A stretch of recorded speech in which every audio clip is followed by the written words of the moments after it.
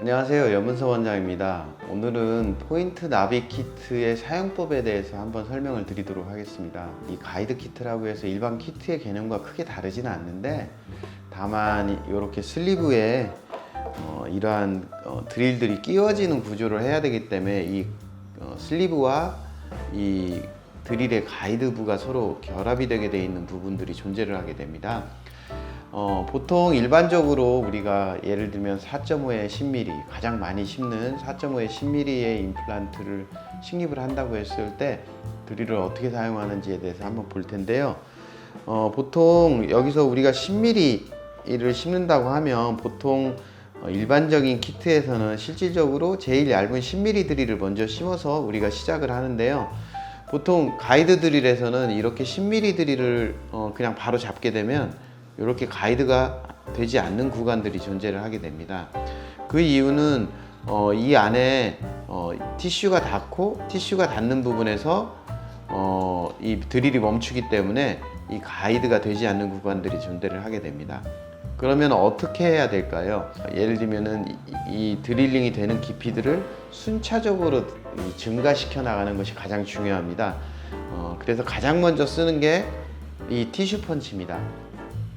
티슈 펀치는 일반적으로 두 가지 기능이 있는데요. 첫 번째는 우리 연조직에 구멍을 뚫는 드릴을 이용해서 연조직을 갈아내는 그런 역할도 하고요. 또 하나는 본 플래티닝을 하는 역할을 합니다.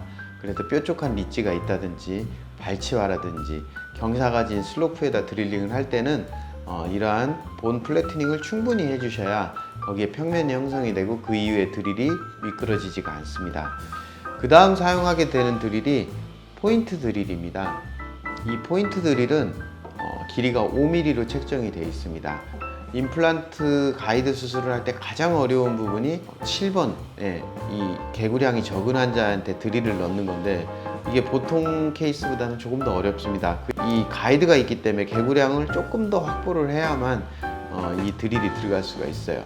근데 이게 5mm 드릴이기 때문에 이 5mm 드릴만 들어갈 수 있다 라고 하는 개구량이 확보된다면, 그 다음에는 7mm 드릴을 넣고 그 다음엔 8.5, 10 이렇게 증가를 시켜서 점점 들어가게 되면 처음에는 안 들어가던 드릴들이 개구량이 적어도 들어갈 수가 있습니다.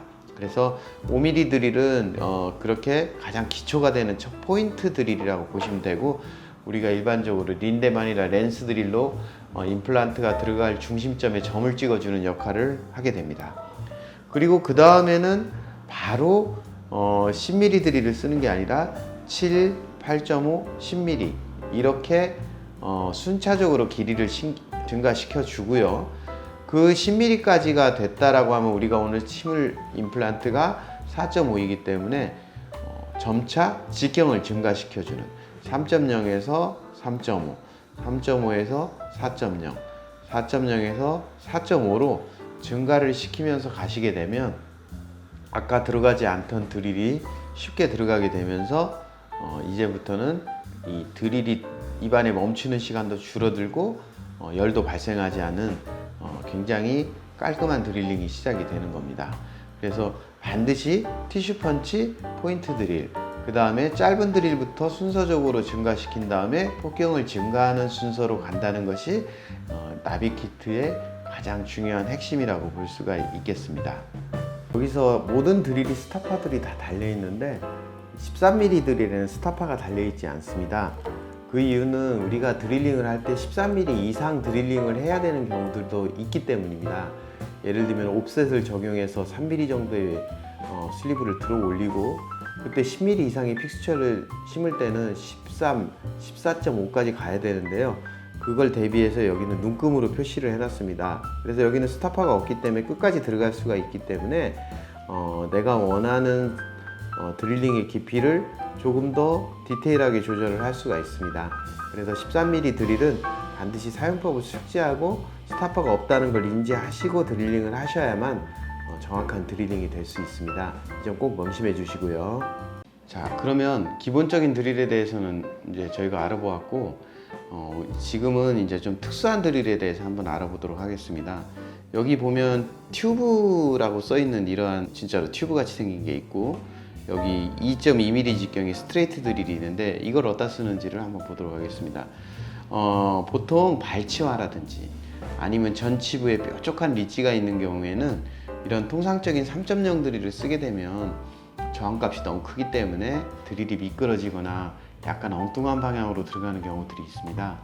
그래서 이렇게 정밀한 드릴링 또는 경사로 같은 데 드릴링을 할 경우에는 이렇게 2.2mm 드릴을 사용하는 경우가 종종 있습니다.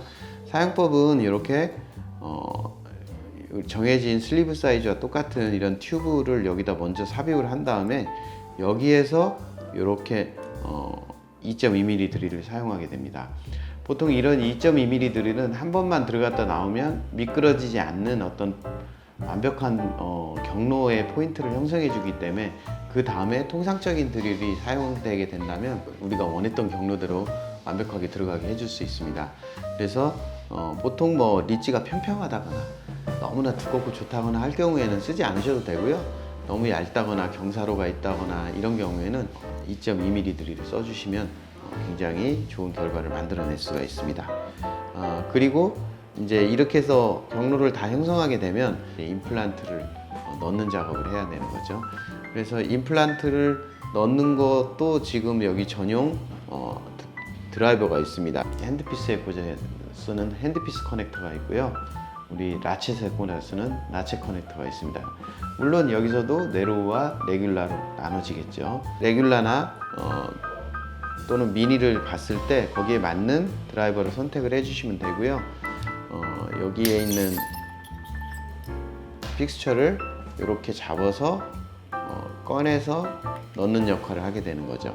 이때 어디까지 임플란트를 위치시킬 거냐, 여기 검정 테두리가 있는 첫 번째 제일 하단부에 이게 위치되면은 되는 겁니다. 그래서 이 임플란트가 이렇게 보시다시피 들어가다가 임플란트 이 눈금이 있는 데서 딱 한 1mm나 2mm 정도 전에 멈춰 주시는 게 좋아요. 물론 거기까지 딱 들어가게 할 수도 있겠지만 그러다 보면 잘못하면 오버가 될 수 있으니까 그 이후에는 라쳇으로 정밀하게 깊이와 나머지 것들을 맞춰 주셔야 됩니다. 그래서 이게 어느 정도 들어가고 난 다음에는 이렇게 라쳇 커넥터로 눈금을 맞추시면서 첫 번째 눈금까지가 슬리브의 상단에 오도록 정밀하게 맞춰 주시면 됩니다. 여기 라쳇 커넥터에 세로 눈금들이 이렇게 육각형에마다 이렇게 각이 진 부분에 있는데요. 만약에 우리가 직접 거기에 커스텀을 얹고 템포라리를 해야 되는 경우에는 이 헥사를 맞춰 줘야 되거든요. 그런 헥사각을 맞춰주기 위해서는 이 라쳇 커넥터를 정확하게 슬리브의 오목하게 파진 부분에다가 이 라쳇 커넥터에 세로 눈금이 오게끔 해주고 가로로는 첫 번째 홈이 파진 부분과 슬리브의 최상단이 일치되게끔만 해주면은 우리 시뮬레이션 프로그램에서 계획된 대로의 식립이 완성되었다고 할 수가 있는 겁니다. 자, 그러면 이렇게 해서 임플란트가 식립이 되게 되면 그 뒤로 사용하는 것들에 대한 것들을 보도록 하겠습니다. 첫 번째, 이 부분은 꼭 쓰지 않지만은 가끔씩 필요한 부분인데 이게 본 프로파일링 드릴입니다. 본 프로파일링 드릴은 임플란트가 들어가고 난 다음에 이 임플란트 상단 위에 있는 본들이 조금 많이 덮여 있는 경우에는 그 위로 힐링이 잠궈지거나 또는 어버트먼트를 채우려고 할 때 본에 걸려서 힐링이 안 들어간다거나 아니면 어버트먼트가 들어가지 않아서 보철에 실패하는 경우들이 있습니다. 그런 경우에는 이렇게 본 프로파일링 드릴을 이용해서 한번 돌려주게 되면 거기에 있는 본들이 매끄럽게 되면서 연결하는 문제들이 없어지게 됩니다. 그래서 내가 힐링 어버트먼트를 잠가봤더니 잘 안 잠겨진다, 아니면은 보철 어버트먼트를 잠가보려고 하는데 다 안 잠긴다, 엑스레이를 찍어봤더니 약간 떠 있는 것 같다 할 때는 이러한 본 프로파일링 드릴을 써주시면은 원하던 목적을 이뤄낼 수가 있습니다. 그 이외에 또 하나의 아이템이 이 버티칼 앵커입니다. 버티칼 앵커는 이렇게 먼저 심은 임플란트를 앵커 삼아서 나머지 디스탈 프리핸드라든지 조금 릿지가 미끄러지기 쉬운 부분에 어떤 고정 가이드가 빠지지 않도록 고정을 얻는 그러한 어떤 기구가 되겠습니다. 그래서 이거는 우리 힐링 어버트먼트를 채우듯이 이렇게 솔리드 타입으로 되어 있는 거를 먼저 심겨놓은 가장 좋은 위치에 쉽게 들어간 임플란트에다가 먼저 이렇게 고정을 하는 겁니다. 그래서 이렇게 한번 임플란트를 이용해서 가이드가 고정이 되게 되면 그 다음부터는 손이 굉장히 자유로워지고 정확한 수술이 이루어집니다. 지금은 연결을 했더니 이게 이제 빠지지가 않고 움직이지도 않죠. 이렇게 가이드는 움직이지 않는 수술이 됐을 때 성공률이 굉장히 높습니다. 그래서 이렇게 버티칼 앵커는 먼저 제일 튼튼한 데다 심어놓은 임플란트에 이 가이드를 고정하는 역할을 하는 아주 요긴한 기구라고 할 수가 있겠습니다.